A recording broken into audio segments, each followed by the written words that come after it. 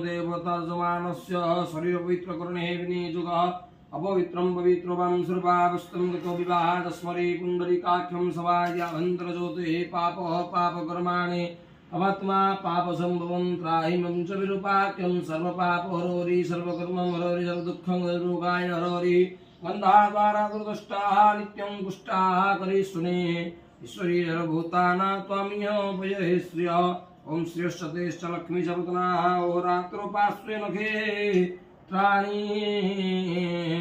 अक्षरकवारी रूपमहेश्वरः मधुमहेश्वरः इष्टनिशानः गवार लगे शरणं सर्वलोकमहेश्वरः द्विजन्तु पुष्पे पुष्पे महापुष्पे पुष्पवे महासंभवे पुष्पवे वसति लक्ष्मी लक्ष्मी वसति पुष्पवे कुशः वटुमन्त्रस्य ब्रह्मा विष्णु दैवकाय त्रिछन्दः वटु ऋषि वामन देवता गोत्र कुन्तु आपणं करः नागस्य गोत्रस्य सीमाना श्रीमती गीतांजलि